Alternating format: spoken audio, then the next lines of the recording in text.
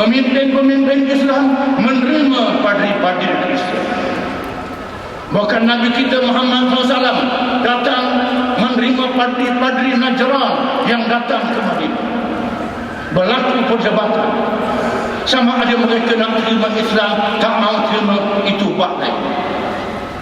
Sekurangnya perkenalkan perkara persamaan. Ya ahlal kitab, ta'alau ila kalimatin sawa'in bainana wa bainakum. Wahai ahli kitab, mari kalimah yang sama antara kami dan kamu. Berdialog dengan padri, dengan sami, dengan siapa saja. Tapi ada batas. Sayyidina Umar bin Khattab radhiyallahu anhu dalam kunjungan ke Baitul Maqdis melawat gereja Al-Qiyamah, disambung oleh padri besarnya untuk menyaksikan penyerahan kota Baitul Maqdis. Bila tiba waktu sembahyang, Sayyidina Umar bertanya, "Aina usalli?" Di mana saya harus sembahyang? Jawab padri, "Maka nak sembahyang di sini saja."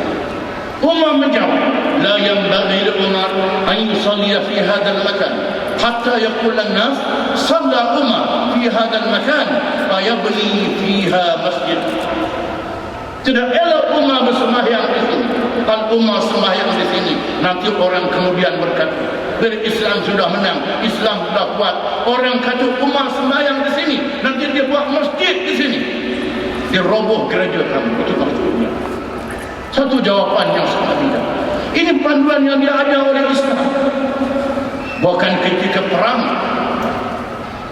jangankan damai, ketika perang Allah Ta'ala berfirman, "Wa in janahu lis-salmi fajnah laha wa tawakkal 'ala Allah innahu huwas samiul 'alim wa in yuridu an yakhda'uka fa inna hasbaka Allah huwa alladhi ayyadaka bi nasrihi wa bil mu'minin wa 'allafa baina qulubihim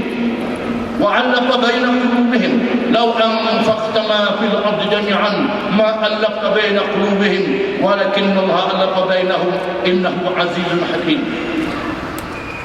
Dan jika sekiranya musuh kamu itu cenderung berdamai, terimalah kecenderungan, sila berdamai dan bertawakal kepada Allah.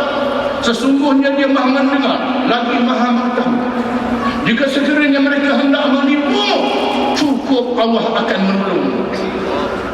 Dialah Tuhan yang telah memberi pertolongan kepadamu dengan pertolongannya dan orang-orang yang beriman.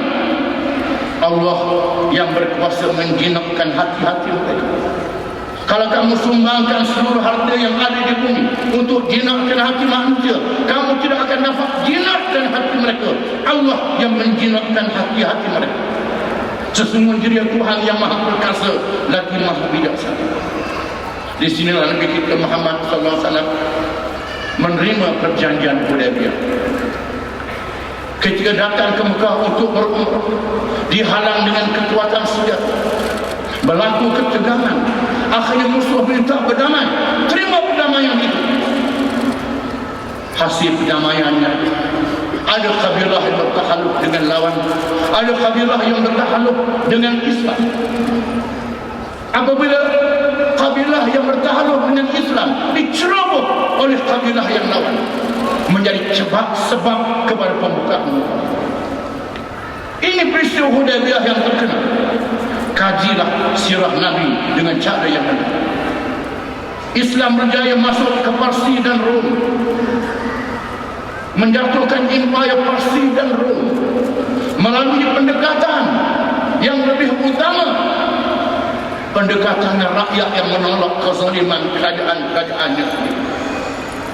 Inilah pendekatan yang perlu diambil, apalagi dalam amalan demokrasi.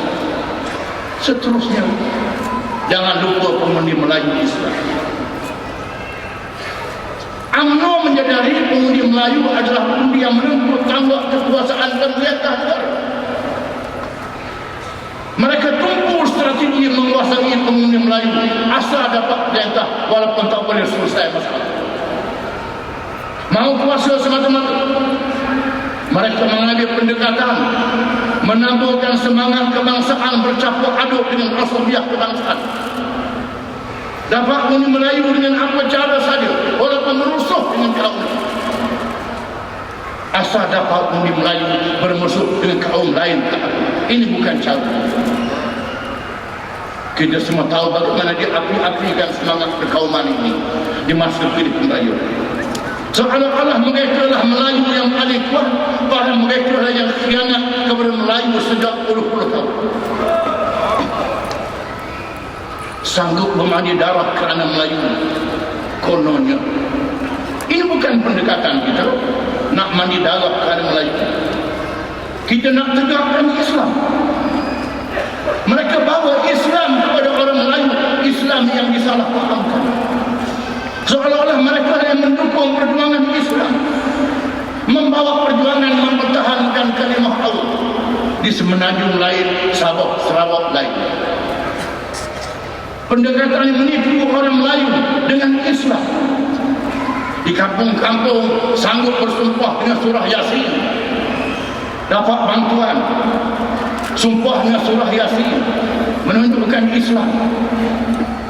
Surah Yasin digunakan bukan untuk menegakkan syariat Allah yang wajib diamal mengikut surah Yasin dan surah Yasin ini. Dia tahu orang Melayu sangat sayang pada surah Yasin, walaupun tak tahu surah Yasin apa makna dan maksudnya. Pendekatan kita lain. Pendekatan kita beri kepahaman Islam yang sebenar mengikut Al-Quran, As-Sunnah, ijma' ulama dan qiyas. Pendekatan Islam yang boleh dipahami oleh orang Melayu dengan pendekatan Islam yang jauh daripada orang Melayu. Mesti faham elok-elok. Kebiasaan kita dengan bahasa yang dipahami oleh orang Melayu. Orang Melayu mazhab Ahlussunnah wal Jamaah, mazhab Syafi'i, kita bawa mazhab Hanafi. Pada orang Melayu, pening orang Melayu. Jangan bawa mazhab Taliban, tak sesuai dengan orang Melayu. Apalagi mazhab Al-Qaeda, tak sesuai dengan orang Melayu. Mazhab Syiah, Khawarij, tak sesuai dengan orang Melayu. Kita tak nafi pandangan-pandangan mazhab ini perlu dikaji. Yang kaji pandangan mazhab inilah para ulama. Para ulama yang berhak untuk mengkaji pandangan-pandangan mazhab ini. Kita jangan terpalit dengan permainan musuh-musuh Islam yang melagakan umat dengan perpecahan mazhab. Ingat-ingat saya akan terang dalam bahagian antarabangsa. Kemudian kepahaman politik, ekonomi Islam, syariat Islam. Beri faham pada orang Melayu. Ramai lagi orang Melayu menganggap politik bukan daripada Islam. Boleh rasuah, boleh menipu. Lepas pilihan raya buat umrah, selesai masalah. Politik suku, agama suku. Biar orang Melayu faham, tak ada pemisahan antara politik dengan Islam, ekonomi dengan Islam. Isu politik ada kaitan dengan Islam. Semua isu ekonomi ada kaitan dengan Islam. GST ada kaitan dengan Islam. Dan ulama dah syarah. Isu-isu jenayah yang menambah pada hari ini kerana kegagalan syariat manusia, undang-undang kerajaan manusia perkenankan syariat Islam. Sudah tentu UMNO tidak mampu mengikut syariat Islam. Kalau UMNO ikut, UMNO tersangkut. Tak lepas kerana bukan ideologi perjuangannya. Kemudian strategi menguasai Sabah dan Sarawak. Sarawak dan Melayu undi penentu. UMNO jadikan Sabah dan Sarawak penentu kemenangan dia. Majoriti dia teruk dia sebenarnya. Dia bergantung dengan Sabah dan Sarawak. Bergantungan dengan Sabah dan Sarawak bukan untuk dijadikan umpan. Sabah dan Sarawak sebahagian daripada kita. Jangan zalimi Sabah dan Sarawak. Yang penting tunaikan kewajipan terhadap Sabah dan Sarawak sebahagian daripada kita. Jangan tipu Sabah dan Sarawak.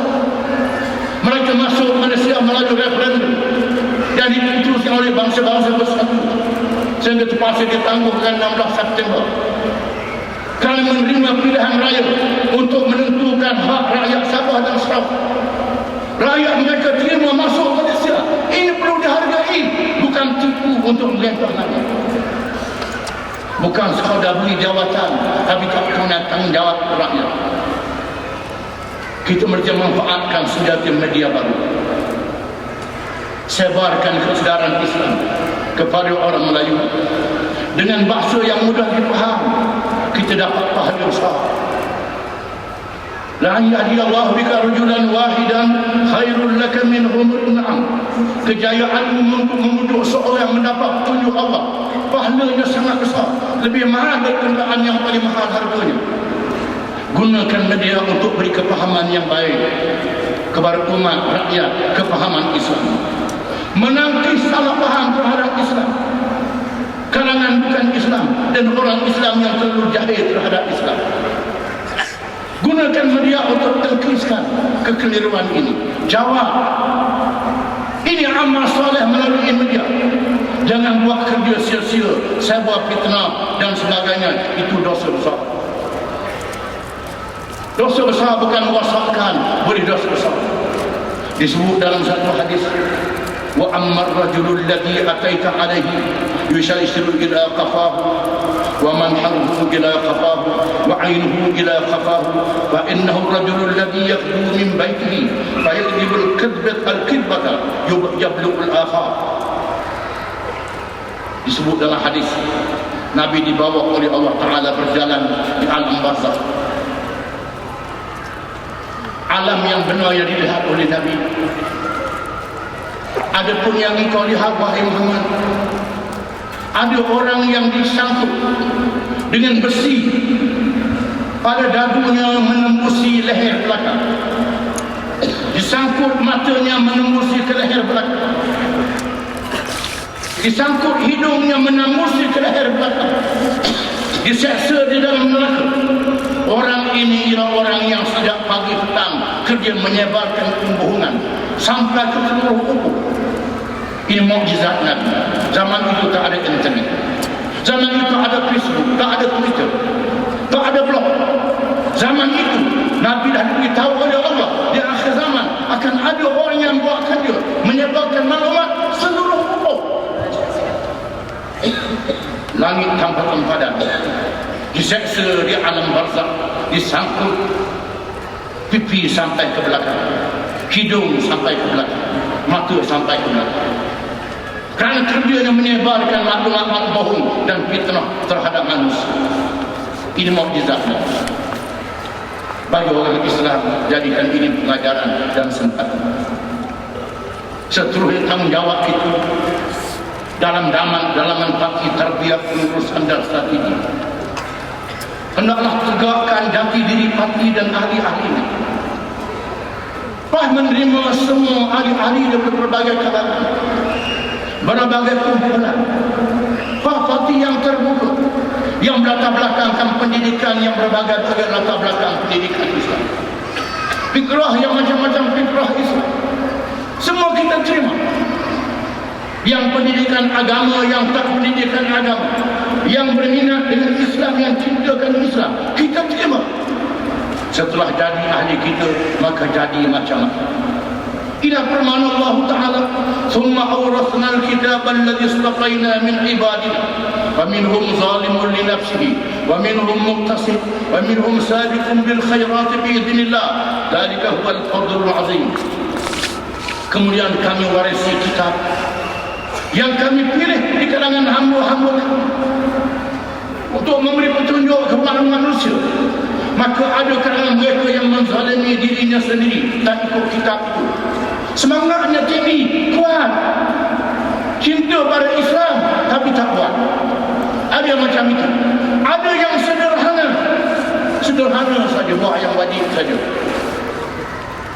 Ada yang sampai ke hadapan, maju, tersebar dengan luas. Dengan izin Allah, itulah kelebihan daripada Allah dalam kita berbagai-bagai latar belakang. Tegakkan agenda tarbiyah. Asas tarbiyah kita fardu ain, bukan fardu ain semayang, puasa, zakat, haji saja. Termasuklah fardu ain politik adalah sebahagian daripada Islam. Saya yakin semua yang ada dalam PAH, sama ada ulama profesional, yang profesional pula doktor, engineer, macam-macam, yang ulama